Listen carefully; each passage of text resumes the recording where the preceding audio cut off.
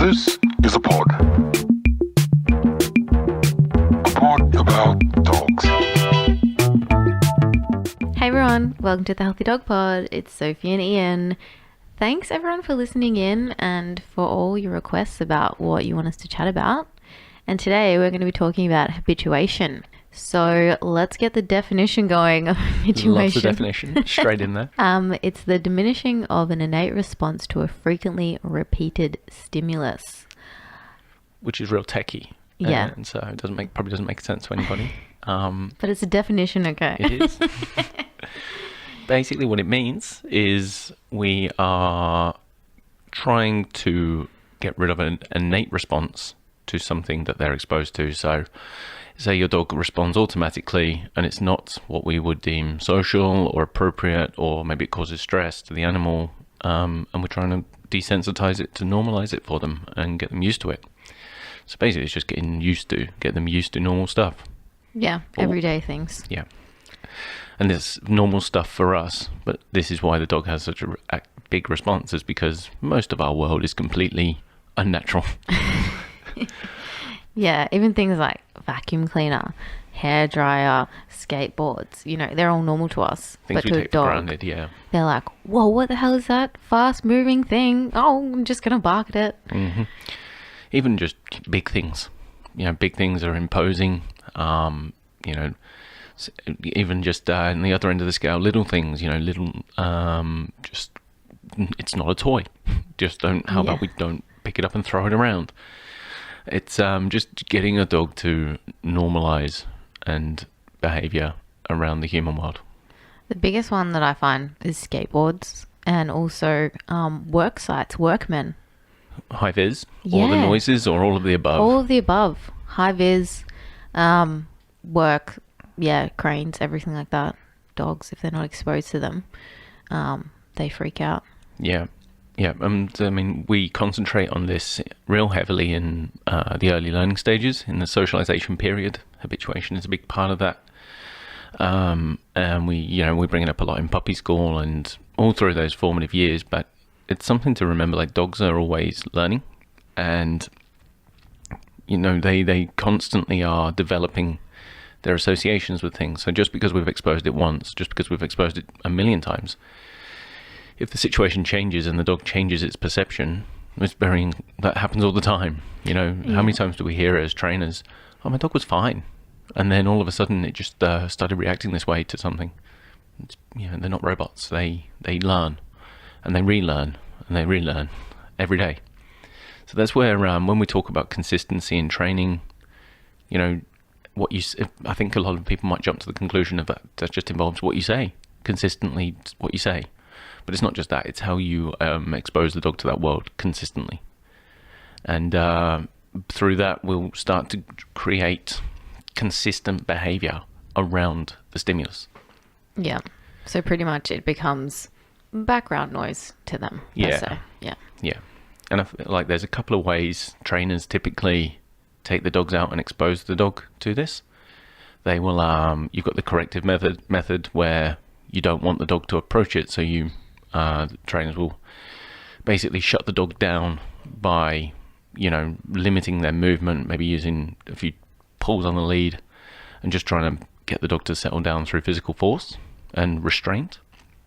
And then the other end of the scale would be, I think I've talked about this in the past, where the other end of the scale would be where the trainer exposes it to it, and then, conditions like a yes and then a treat.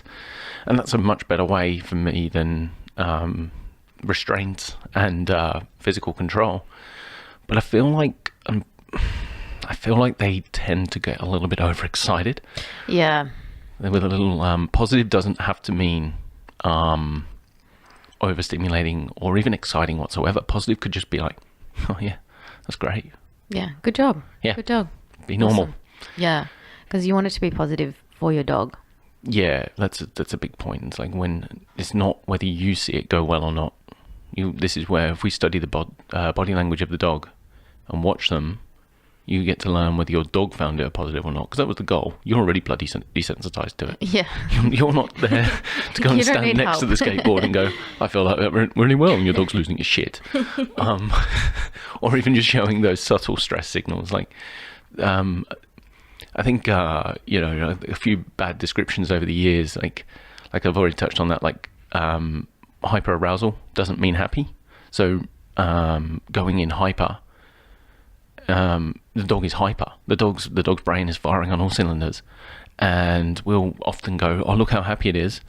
Yeah, is that really actually socially appropriate behaviour? It's a building site or a skateboard or a vacuum cleaner, and the dog's bouncing around like an absolute nutter. But we're going, yeah, but isn't it enjoying it? That's not the point. The point is to normalise it. Yeah. And the other end of the scale, unfortunately, that Muppet on National Geographic described it as calm submissive. And the dog is basically shut down and frozen. And he's going, look how calm he is. Look how well he's behaving.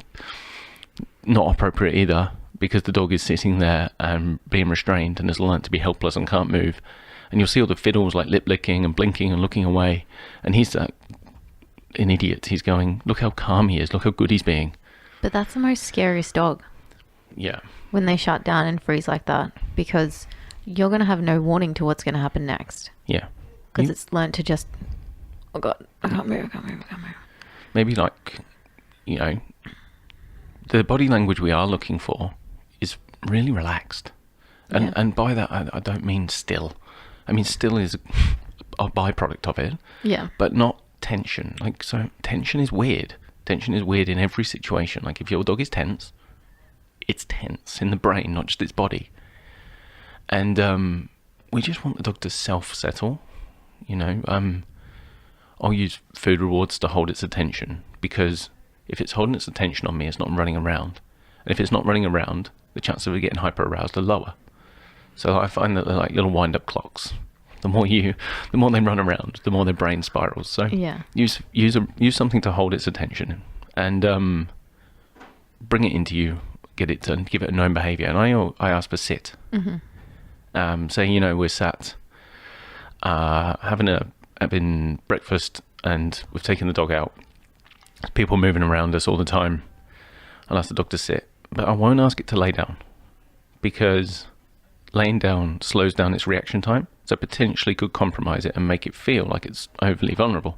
Mm-hmm. So from the sit position with its ass on the floor and its head up, you can literally see which way its brain's going. If it stands up, its arousal level spiked a little bit. You recognise why. You respond appropriately. Now, if it's something coming into its space, then you respond and respond and respond, and it's a full-on conversation. If it was nothing, if say somebody walked past carrying a tray, or whatever, it was just a nothing situation, it didn't actually involve the dog, give it a treat, ask it to sit again, and you're using sit as a gauge. Yeah. Does it pick itself up, or does it calm itself down? If it lays down on its own accord, figure out if it's shutting down and reclining into itself and getting really stressed out like a time bomb, like, oh, this is crap, or does it lay down and settle? Because that's what you want. You'll see that. Yeah, it's a great moment. Yeah, it's good, isn't it? Yeah, and and when it comes to habituation, we really want to take them out repeatedly. Yeah.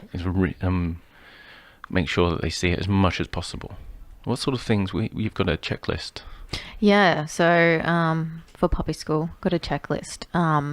The biggest one that I find that a lot of people don't expose their dog to is fireworks and thunder and lightning. Because people say, oh, how am I going to expose my dog to that? YouTube. Go on YouTube. Look it up on YouTube. Play it at a low volume. Play with your dog while it's on there. Don't go straight to high. I think that's what a lot of people do. They're like, oh, we'll just fix this situation straight away. We'll put it on high volume.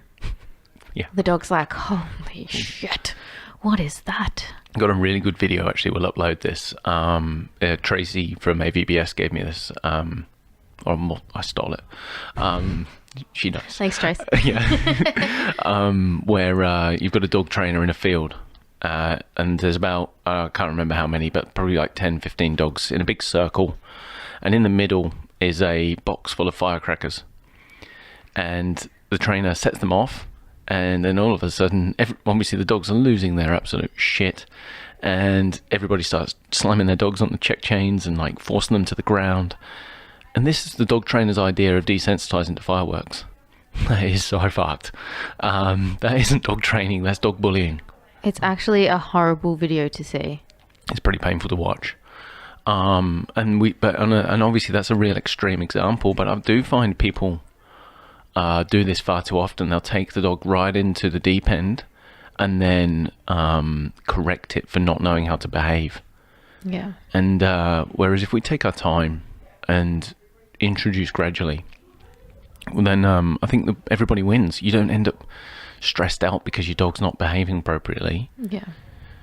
I think so many people rush dog ownership. Like the first 6 months, they're like, I'm gonna do absolutely everything in this world and show it to my dog.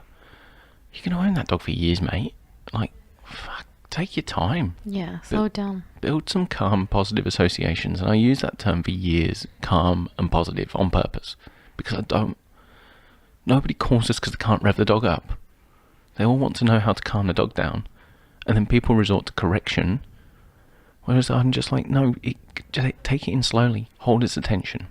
If the dog can't hear you, people go, oh, my dog's not food motivated. Your dog is over fucking stimulated. Yeah. It can't hear you because you're stressed it out. You put it in the deep end, set it up to fail, and then complain. Yeah. I always say distance is your friend as well. A lot of people try and go straight in, exactly what you said, to what it is they want to desensitize them to. Like, hey, if your dog's not taking treats, your dog's overstimulated, distance. Take it away from what that is until you can get your dog's attention that dog can take treats. Yeah. If your dog can't take the treats and it can't process what you're saying, we've got a dog whose brain has melted and gone overstimulated. Lizard brain. Lizard brain. And I say to people all the time, like, you want to make sure that you're taking your dog into a social situation, which means you need it to be able to interact on an appropriate level. If your dog is overstimulated and it can't process what you're saying, then that means that every other bit of information that it is absorbing is in the same frame of mind, and it is just taking trauma shots on and these huge learned associations of either stress, fear, or hyperarousal, which will eventually cause anxiety. And it's fucked. Yeah. And Sydney is busy as all hell.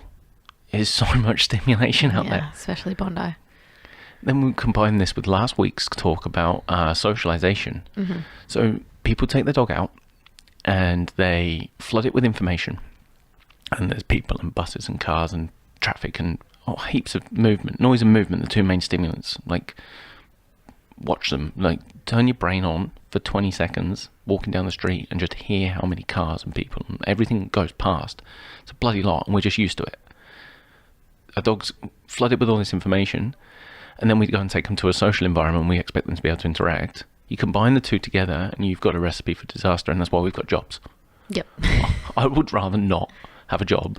I would rather not have to have this conversation, but the truth is it happens every day. Yeah. And there's a lack of information out there on what's actually affecting dogs' behaviour.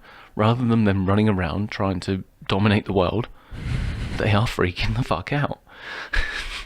Yeah. I think that's the biggest one in Bondi is everyone wants to take their dog to a cafe, which is great. But you have to think about the whole walk to the cafe as well. That dog's taking in all that information on the way to the cafe, and then you're putting them in that situation where that environment's changing. People are coming in, dogs are coming in. You can't do that on when your dog can walk on the street or whatever. You need to take it in steps, go to the cafe, but then don't actually have a coffee. Or get a takeaway coffee if you're really desperate because we love our coffee. Yeah. You know. So go with your partner, go with your friend, go and get your friend to get takeaway coffees, stay as long as your dog can cope with it, and then leave. Yeah. And you might not have had the positive experience that you had in mind, but your dog's sensitivity is reduced. Yeah. Because we were listening to the dog, and next time you go, it's going to go in there and go, this is great. I really enjoy this place. Yeah. And I think a good point on this as well is we tend to normalise a lot of things. I had a client the other day, and they're like, "Oh, really good dog at this cafe, but I take it to any other cafe, it just doesn't do the same." And of course, it didn't. It's a different bloody place. Yeah. Like, yes, it's a cafe, but it's a completely different place. And it's the same with everything, like vacuum cleaner. Oh, my dog's used to the vacuum cleaner. Get a new one, makes a different noise. We know generally that vacuum cleaners sound similar, but to the dog it's a different pitch, it's a different movement, it smells different. How excited do we get with a new vacuum cleaner? We start swinging it around. And It's a Dyson. Everybody loves a Dyson. So it's different to the dog. Yeah. Just because we've normalised it. We're so good at grouping information and becoming okay with it, and dogs are so good at making us look stupid by breaking it down. I think that's what we forget too. That's a massive point. I think we forget that. Another thing as well is I notice a lot people get really embarrassed by their dogs if they don't do what they want in that situation, especially at a cafe. Yeah. This is human behaviour, but I think people in general are embarrassed to show that they care. And Yeah. It's like your dog's struggling. Help yeah, it. look after it. Yeah. Like in all honesty, like if somebody's gonna judge you for caring, they're a fucking idiot. Yeah. And if you don't know them, then their opinion really doesn't matter. You're probably never going to see them again, to be honest. Yeah. So the way I see it is, it's your family member that you're raising. Yeah. Look after them. Who gives a shit what anyone else thinks? Yeah. My dog matters to me much, much more than random guy standing there watching me going, "Oh, look at him caring for his little fluffy dog." Mate, yeah, because I'm not going to see you in 20 minutes, but my dog's going to be traumatized, and if I don't do that, I'm going to be the one that suffers. Yeah. So, and my dog, of course, but like the repercussions of that impact me much more than your judgment. Yeah. And I think that's such a hard one for people to, the judgment, people are judging me, people are judging how I look after my dog. Who cares? Do the best you can and educate yourself on helping them. And that's it. And sometimes it goes wrong.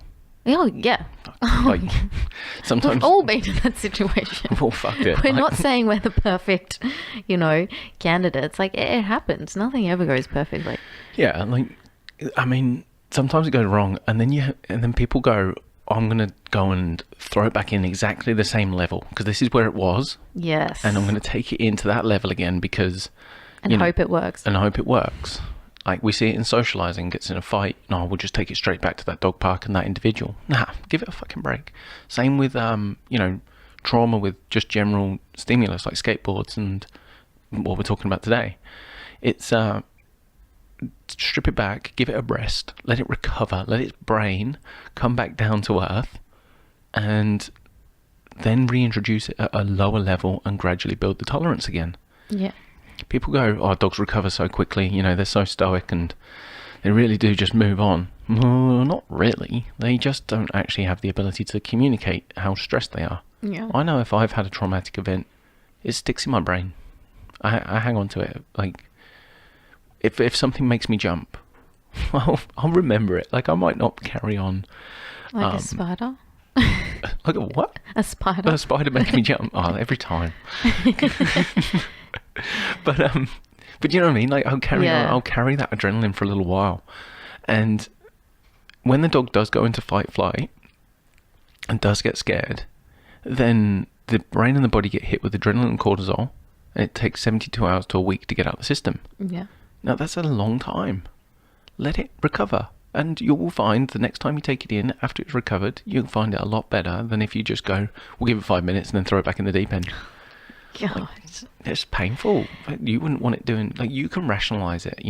Yeah. If it's a person, you can talk them through it. It's going to be all right. This is what happened, and we can get over this. How do you feel about that? And the thing is, and this is a big word, consent. Yes. Like, your dog did not consent to anything that you took it out to. Yeah, you put it in that situation. Oh, what happened to my voice then? Yeah, you put it in that situation. Yeah. And I feel like skateboards is a massive one because around here, I've had a lot of dogs that have moved from the country, or example, and moved to Bondi and there's all these skateboards, and the dog's like, oh my God. But you have to remember as well, it's kind of like the postman thing. They'll probably jump and lunge at that skateboard, and then it goes away. Yeah, it's a self-rewarding behaviour. Yes, in the dog's mind, he's like, that worked. I'm going to try that again. Yeah. In that moment, like, the dog's not trying to dominate the skateboard or anything like that. It's learning via consequences, and its goal is to create distance from the skateboard. Bark, lunge. Now, actually, I love this sentence. Like, people say to me this all the time. They'll go, I've taken it here loads, it should be getting used to it. That doesn't mean, just because your dog is used to it, doesn't mean it's going to go well. Like, I'm pretty used to quite a few things in my life, but there's quite a few of those things I don't particularly like. I have to tolerate them, but that doesn't mean that I'm going to, it doesn't mean I enjoy them. Getting used to isn't good enough. That's a crap way of looking at it. I've taken it there, and it should be used to it by now. Like, yeah, like that skateboard that goes past. Your dog is very used to skateboards. Yeah. And it's very used to barking and making them go away because it's a self-rewarding behaviour. It worked. Every time I barked, that skateboard carried on. And it doesn't know that the dog doesn't know that they were going to carry on anyway. Has no concept of that. But as far as he's concerned, skateboard came, he barked, skateboard left. Boom, doing that next time. Yeah. So, when we're taking the dog in, these are the things we're trying to do. We are trying to maintain a level of communication. We are trying to check in with the dog regularly. So as we're leading up, say we're going towards, I don't know, the cafe. I'm just trying to think, like, or can you think of a better example for me? Something static. Dog park. So yeah, dog park, fantastic example. So the dog is coming up to the dog park, and there are dogs playing in the distance, and we look down and we can see our dog is really hypervigilant, ears forward, and focused, and potentially even pulling on the lead towards the dog park. Now, this is where if we just go, oh, look how happy he is to get to the dog park, I can't wait to get there, we take him in, and he's hyper aroused, and this is all of a sudden becomes a learnt association of the dog park, and in 6 months' time we get a phone call going, we've got no recall. Shocker. Shocker. Whereas if we just took our time, if we just went, right, okay, looking down, my dog is absolutely mental. Hey, mate, can you hear me? Nope, carries on pulling. Well, I'm going to stop, and I'm going to reward him for checking in with me. And if I've only got half an hour to walk my dog that day, and it takes me 20 minutes to calm that dog down because that's what he needed that day, then I've built a relationship with my dog where he's listening to me. And we're taking him, next time we get to the dog park, he'll be less hyper, he'll be in a better frame of mind for socialising, and it becomes easier. This is what I'm saying earlier, like if you rush it, you'll fuck it up for the future. So many people rush it. You see them walking to the dog park with their arm out, stretched, and their dog's like... And they'll convince themselves that their dog wants to be there. Yeah. Like, yeah. And it's not. It's not. It is. Sure, your dog's social, it wants to be there and all of that, but is it being actually social? Yeah. Like, is it actually going in a frame of mind where it's registering information? Because those first 6 months, if your dog only learns hyperactivity around dogs and in this environment, like I say, nobody calls us because they can't rev the dog up. Yeah. They're all calling us because they can't calm it down in that environment. They can't call it back. Then the relationship breaks down. I can't socialise my dog anymore because it never comes back to me. Well, yeah, again, shocker. Like, yeah. It's so simple, but just take your time and listen to your dog and actually spend some time training your dog, actually putting some emphasis on communication. Because if you can't communicate with your dog when it's off lead, I mean that, but like, we use lead as, I think a lot of people use a lead as like a restraining device. It's on the lead, so I'm in control, so I don't need to verbally communicate. Fantastic, until you let it off the lead and it's 3 meters away and you can't catch it. Great, like, verbally communicate with your dog and reward it for checking in. People like don't want to use treats on walks. One of your clients said, they said, oh, I don't want to use treats on walks because it'd just be focusing on me the whole time. Yeah. I actually looked at this person and just went, okay. And like they're also complaining on the other hand that it will pull, and it's like, okay, reward it every now and then instead of all the time. Get a happy medium. It's not rocket science. Cheating, Sorry, feeding is your dog to do what you want is not cheating. Yeah. You don't need to. They're not going to work for respect. They're not going to do it because you willed it over them. They are self-serving animals, and they will listen if they are paid enough. Yeah. I just want to jump back to the dog park. A lot of people, I find, they say that, they're time poor and they just want their dog to go to the dog park and run around. Really good point. Yeah, and Why? I'm going to let you carry on, but I think that's because people believe that if they let it run around, they'll tire it out, and then it becomes easy to handle at home. exactly. That's exactly what I was going to say. Sorry. And no, and it's not though. It's in the long run, you're really setting that dog up to fail. Even though you think that you're doing the right thing by taking it to the park, letting it run around for an hour or whatever, bringing it home, you're not actually building a relationship with your dog either. You're just going, oh shit, gotta get to the dog park, run to the dog park, your dog's pulling on the lead trying to get there, let it off, cool, run around for an hour, okay, take it back. Where was that communication? What frame of mind was the dog in? Not the best. Hyper, probably hyper. Yeah. You know, and it's like, we'll move away from stress for a minute. Like, even if it's just hyper and like playing, but like just running around like a goose, do you have any relationship with your dog there? No. And this is where, again, like, constantly firing the adrenaline in your dog every day will eventually exhaust them. Yeah. Your dog doesn't know the difference between excitement and fear chemically. And if it gets scared every day, you'd start to go, oh, no wonder it's stressed. You know, it's been getting stressed out every day. That still seems to surprise some of my clients. But if you're on the other end of the scale, if you constantly make your dog hyperactive, whether it be hyperactive interactions with others, every time you greet it, you're hyperactive, or constantly throwing balls for your dog, and spiking the adrenaline levels every single day, in those formative years, you are creating a dog that actually doesn't know how to communicate. And this is we talked about dog parks just now, but this is the same when it comes to taking your dog out to building sites. We'll put the checklist up because we've got a big old checklist of things that you can expose your dog to. But if you take them out and make it overstimulating every single time, you're creating that learned association of hyperarousal. But the other side of it is, like, your dog never actually really recovers from the adrenaline. And I should do more reading into this because I seem to work with it a lot, but I honestly would love to know if there's a study out there about adrenal fatigue in dogs. Yeah, that would be quite interesting. Because in this city, and I'm sure suburban living, like city life around the world, and this is going to become more and more present in real life as our population grows and the dog population grows, this is a huge factor. And it's the biggest thing we work with, is hyperarousal, which causes stress over time. Yeah. And so many times people go, oh, my dog was good up until a year. Well, yeah, your dog has been running on adrenaline for a year and now he's just crashed. Going back to tired dog's not a happy dog. Tired dog's a shitty, grumpy, antisocial, moody dog. Same as a tired human. Yeah. Same. I just want to jump back to the checklist too. I find that two of the most interesting things on the checklist are old people. Yeah, well, yeah. Yeah, because especially if they've got a cane or a wheelchair and they're bent over, a lot of dogs aren't exposed to that in that period. And then when they see them for the first time, they bark at them because even though it's a person, it's different. Their body language is different. They're holding something or they're in a wheelchair. And also children. Yeah, children and babies. Massive. Yeah.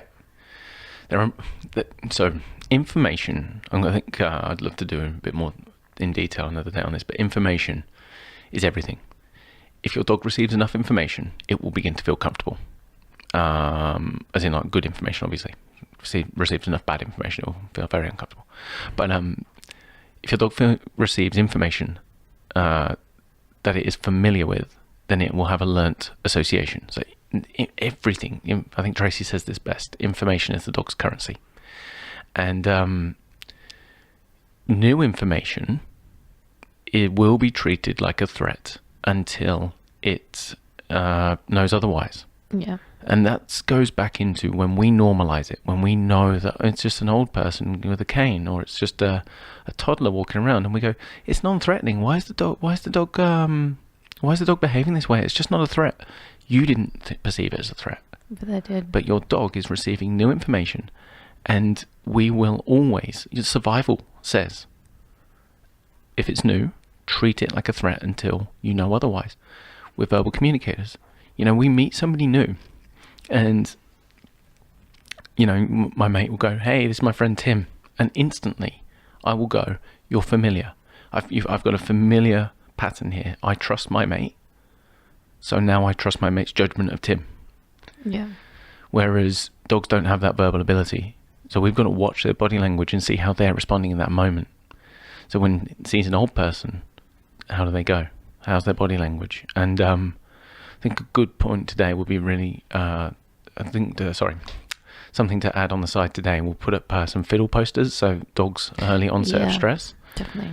And we'll have a look you can have a look at the body language of the dog. I think the posters I've created have like 52 different body language signals. Some of them might overlap, so maybe not exactly, but still.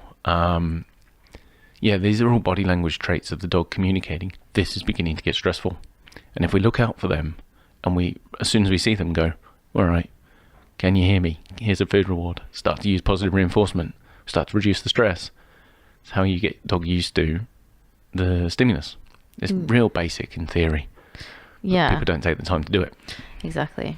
I just want to jump back to children too, because I find that... Sorry, I keep running a million miles ahead. No. You're like, hey, bring it back. I just want to... I'm just popping things are popping into my head. One of my clients, when their dog was younger, it was in the critical socialization period, and there were two kids that were playing with it. So at the time, my clients obviously didn't know that it was such an issue, and the kids were chasing the dog around. And they thought, oh, they're just having a great time, the kids chasing the dog around. But that dog started to associate, kids are bad. I couldn't get away from these two children for, I think it was like a few days or something. And then when they got back home, they realized that their dog didn't like children because it associated them with a bad situation that happened. They also live across from a school and a kinder behind them. Oh, shit. So it's a hard one because their dog's constantly flooded with kids. I mean, this is where I've said this for so long. Be proactive in your thought approach. As you be really realistic and break it down. What does your life involve right now? Live across the road from a school. Definitely need to build positive association of children. Yeah. 100%. Like that should have come into your head before you bought a dog.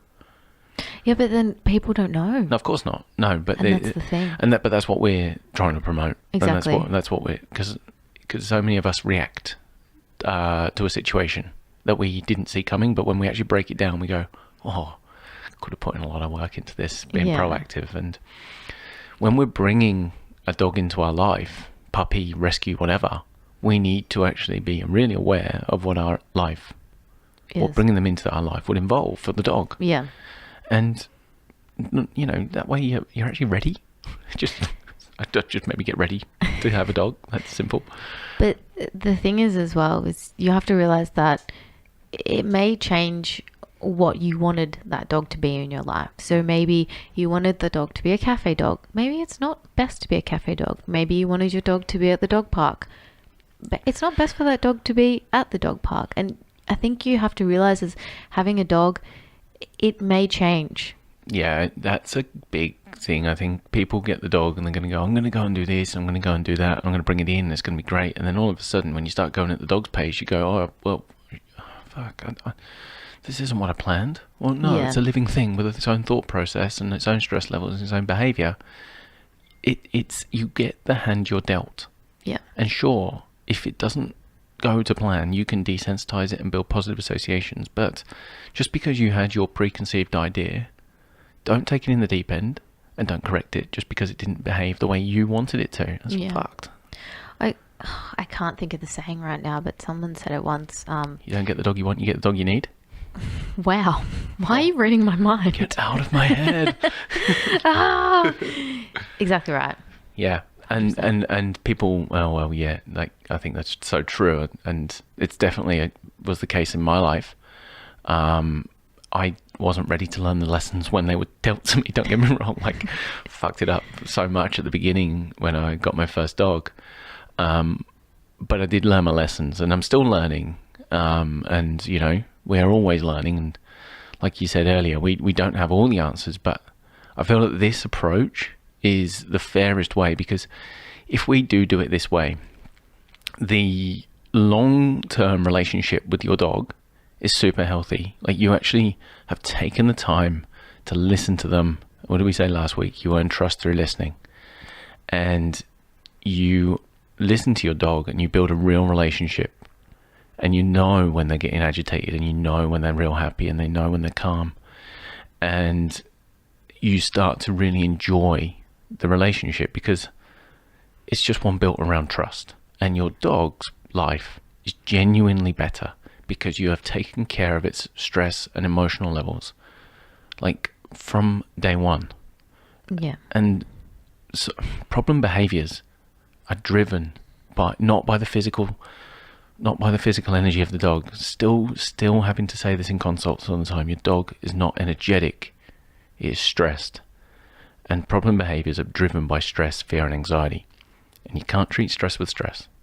So if we actually take our time to promote looking after the dog's welfare, the health of the dog, then I'll put myself out the job, and it will be amazing. Yeah. Love that. I think the best saying I've heard is set your dog up to win, not set your dog up to fail, which is important. So put your dog in situations where it can cope and it's okay with that situation. Don't just set it up to be like, okay, I want it to be a cafe dog. Go. Be good. Yeah. I feel on the other, like, absolutely. And not only are you setting the dog up to win, you're setting yourself up to win. Yeah. Because nobody wants to be that one that's embarrassed that we talked about earlier. Nobody wants to be the one like going, oh, God, sit down. Like, it is frustrating, but that's because you made a silly decision and jumped the gun. Yeah. Strip it back. Make it easy on yourself. Please, please, please, please, please don't be embarrassed by your dog. No. Please. You're doing the best that you can. Everybody is. And until, I think there's going to be some people maybe, and this happens in my consults all the time, people go, oh man, I feel so bad because I've actually just not been listening to my dog. But I don't want that. That's not the goal of this. Yeah. Because I know within myself that I'm doing this, and I believe that everybody's doing this. Everybody's doing the best they can with the information they have at the time. Exactly. And they're trying. So this isn't a finger pointing exercise. This is just like, I want people to be aware that this can be done better. Yeah. Do you know what I love when I'm out walking and I see people, just random people, with a treat bag, with their dog, and just treating them like, I absolutely, you'll probably see me, I'm such a weirdo, but I would just stare at the person, just like smile, maybe a thumbs up or something, because I'm like, Matt, that's great, like, you're doing the best you can, you probably had a consult with someone and this is what they've told you, like, do it. I know. Take that treat bag around with you. See me with my treat bag. You love a bum bag. I know. I'm always wearing it. But it's... We're lucky we have pockets as guys. Look, it's probably ugly, but whatever. It works. And I take it when I do my training, when I do my walking. And when I see someone else with that, I'm just like, yes, good on you. I walked past a guy yesterday. I was at the front of Bondi and I was just walking little Django. And obviously, I mean, I'm fully aware that nobody knows who the bloody hell I am and that I'm a dog trainer, but it's so funny because I walked past this guy and he's got this little bulldog and pink jacket, and he's like the dog's looking up at him and he's like real happy with his dog. And I just look over to him and I'm like, I don't know what I did here. I just looked at him, made eye contact, and I'm like, good job, mate, and carried on walking. He must have thought I was a right weirdo. But I just couldn't help it. He just made me happy. No, and I do it too. And it like, I can't stop smiling right now, but it just makes me so happy when I see that, especially when I see clients that I've worked with out or I'm driving past. I'm like, yes. Yeah. Good job. Yeah. Awesome. Now, it's great to see. I love it when people just actually spend that time interacting and building relationships with a dog, and that dog's body is like super chilled, Yeah. not focused on the owner, but not overly focused, just really bloody relaxed. I got asked the question the other day, like, what makes a happy dog? And I said, my reply Big was, question. I know, right? I just thought then, I was It like, was a written question, so I was doing an interview, and my response in the end was, it's just a dog that is so comfortable in his own skin that it can relax. yeah. And beyond that, that's the baseline. One of my friends the other day, and he's talking about humans, he wasn't talking about dogs, but I think it's so true in dogs as well. He said, happiness, like, that's a bit of it's unfortunate. It's true though, it's a luxury. Yeah. The baseline is staying alive.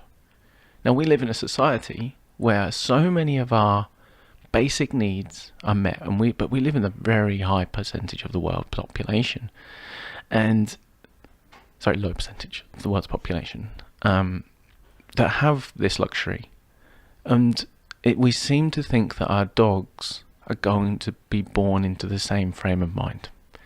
It's not true. Their baseline is survival, and all of the joy and happiness, and this is horrible, but it's true, is second to staying alive. And people forget that. But if we make our dogs feel safe, Tracy asked me the question, first time I ever met her, asked me a question, or asked the group a question at a seminar, and she said, what is the biggest reward you can give a dog? Any dog. And she said information. I still disagree with that. I still think the level beyond that, information makes the dog feel safe or uncomfortable or whatever. But the baseline, the biggest reward you can give your dog as a goal is to make them feel safe. And we forget that. And we forget that they don't know we lock doors. We forget that when we take them out, we know that we're taking them to somewhere where we intend them to have a positive experience. But they do not know that. And that seems to be forgotten. And the day that everybody realizes that, when we look down at our dogs and actually listen to them instead of what we thought it was going to go, how it was going to go, we start listening to our dogs and we actually start looking after them a hell of a lot better. I just want to say as well, every interaction you have with your dog is an opportunity for learning and training. Yeah. That's sort of what I wanted to end with. Yeah, and they're learning whether you like it or not. Yeah. Well, I think that's it from us. We have covered so much of the baseline information for dogs. Don't get me wrong, we obviously got a shitload more to cover. But what we're really looking forward to doing now is actually taking suggestions from everybody. We feel like we had to get the first view out of the way because that was our baseline of where our point of view is coming from. Yeah. And who knows, in a few years' time, we might change our mind. Exactly, and that's the thing. We're open to looking at different avenues and changing our mind. We're not just set on focus. This is how you train a dog. This is it. As well as taking suggestions on whatever it is you really want to talk about. So a lot more specific things. I mean, like, everything's been so general so far. Yeah. And we've been struggling to cut it down in time. But this is going to get more and more in-depth, in detail, and open discussion the longer this goes on. Yep. So thanks, guys. Remember, a healthy dog's a happy dog. Woo!